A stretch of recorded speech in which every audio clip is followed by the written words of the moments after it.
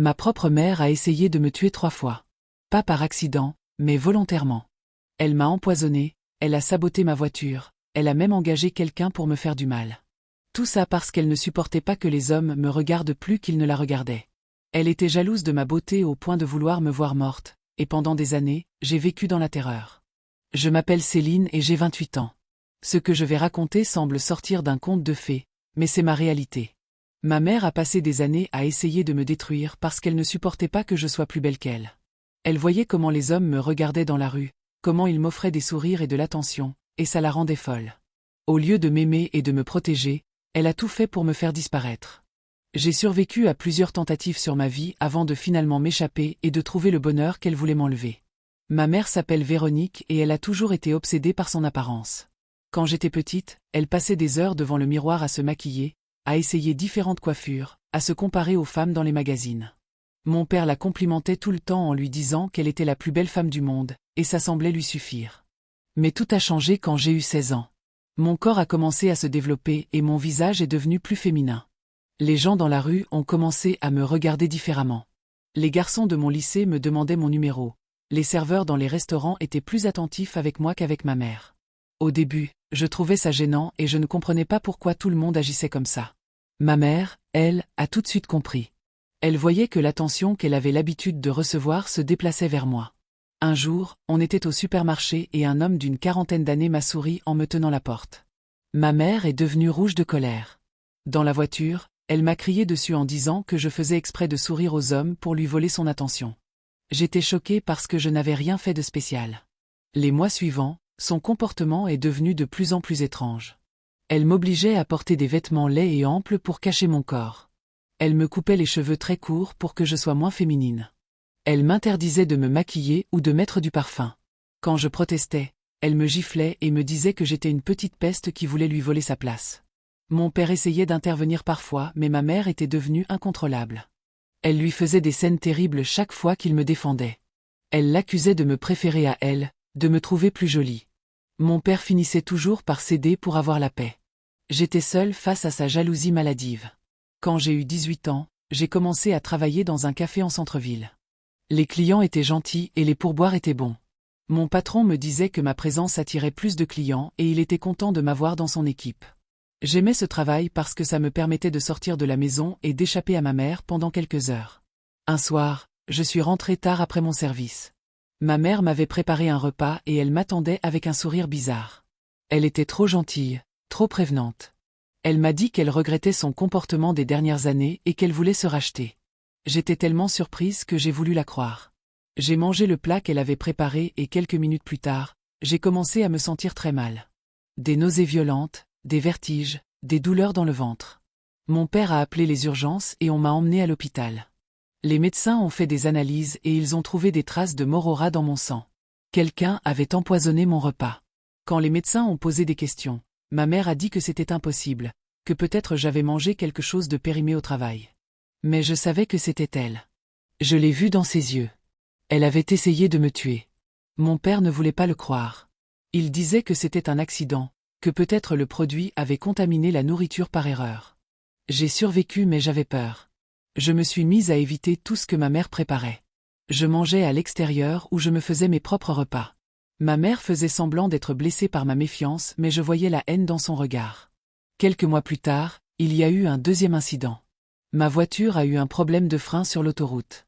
J'ai failli avoir un accident grave mais j'ai réussi à m'arrêter sur la bande d'urgence. Le mécanicien qui a inspecté ma voiture m'a dit que les freins avaient été sabotés volontairement. Quelqu'un avait coupé les câbles. Ma voiture était garée dans notre garage. Seule ma famille avait accès. J'ai confronté ma mère mais elle a nié. Elle a dit que c'était sûrement un voisin jaloux ou quelqu'un qui m'en voulait. Mon père continuait à la défendre mais je voyais qu'il commençait à avoir des doutes. La troisième tentative a été la plus terrifiante. Un soir, alors que je rentrais du travail, un homme m'a suivi dans la rue. Il m'a attrapé par le bras et il a essayé de me traîner dans une ruelle. J'ai crié et des passants sont venus m'aider. L'homme s'est enfui mais la police l'a arrêté quelques jours plus tard. Pendant l'interrogatoire, il a avoué qu'une femme l'avait payé 5 000 € pour me faire du mal. Il a donné le signalement de cette femme. C'était ma mère. La police est venue l'arrêter et là, mon père n'a plus pu nier la réalité. Ma mère a été placée en garde à vue puis en détention provisoire. Les psychiatres ont évalué son état mental et ils ont diagnostiqué un trouble de la personnalité narcissique avec des éléments de psychose. Elle était obsédée par sa beauté au point d'être prête à tuer sa propre fille pour ne pas perdre l'attention masculine. Mon père était anéanti. Il a demandé le divorce et il s'est excusé 1000 fois de ne pas m'avoir cru plus tôt. Il m'a aidé à déménager dans une autre ville pour que je puisse recommencer ma vie loin de tout ça. J'avais 20 ans et j'étais complètement traumatisée. Je me suis installée à Lyon et j'ai repris mes études. J'avais abandonné le lycée à cause de tout ce qui se passait à la maison, mais maintenant j'avais l'opportunité de rattraper le temps perdu. J'ai fait une formation en communication et j'ai trouvé un emploi dans une agence de publicité. Pendant 2 ans, j'ai évité les relations amoureuses. J'avais trop peur de faire confiance à quelqu'un. Ma propre mère avait voulu me tuer. Alors comment pouvais-je croire qu'un homme ne me ferait pas de mal? Je vivais seule, je travaillais, je rentrais chez moi.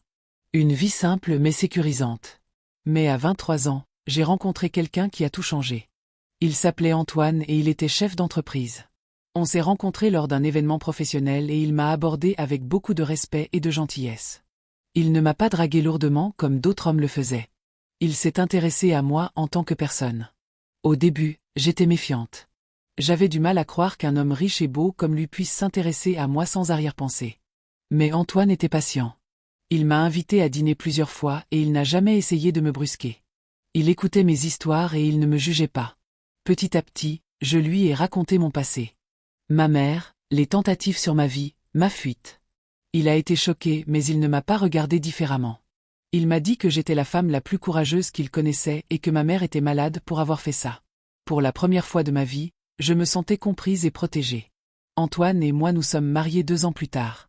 Il m'a offert une vie que je n'aurais jamais imaginée. Une belle maison, des voyages, mais surtout un amour sincère et respectueux. Il ne m'a jamais fait sentir que ma beauté était la seule chose qui comptait chez moi. Il aimait mon intelligence, mon humour, ma force. Ma mère a été condamnée à 8 ans de prison pour tentative de meurtre et complicité. Elle a purgé sa peine dans un hôpital psychiatrique. Elle a essayé de me contacter plusieurs fois pour s'excuser mais j'ai refusé de la voir. Mon thérapeute m'a dit que je n'avais aucune obligation de lui pardonner et que ma priorité était de me protéger. Mon père, lui, a essayé de reconstruire une relation avec moi. Il vient nous voir 1 ou 2 fois par an et il a rencontré mes enfants. J'ai eu 2 filles avec Antoine et elles sont magnifiques. Parfois, j'ai peur qu'elles subissent ce que j'ai subi, que leur beauté devienne une malédiction. Mais je leur apprends dès maintenant qu'elles sont bien plus que leur apparence. Aujourd'hui, j'ai 28 ans et je vis la vie dont je rêvais. Une vie normale, heureuse, loin de la folie de ma mère. Elle est sortie de prison l'année dernière mais elle n'a jamais essayé de me revoir. Peut-être qu'elle a enfin compris le mal qu'elle m'a fait. Ou peut-être qu'elle me déteste toujours. Je ne sais pas et je m'en fiche. J'ai survécu et j'ai trouvé le bonheur malgré elle. Abonnez-vous pour plus d'histoires. Merci.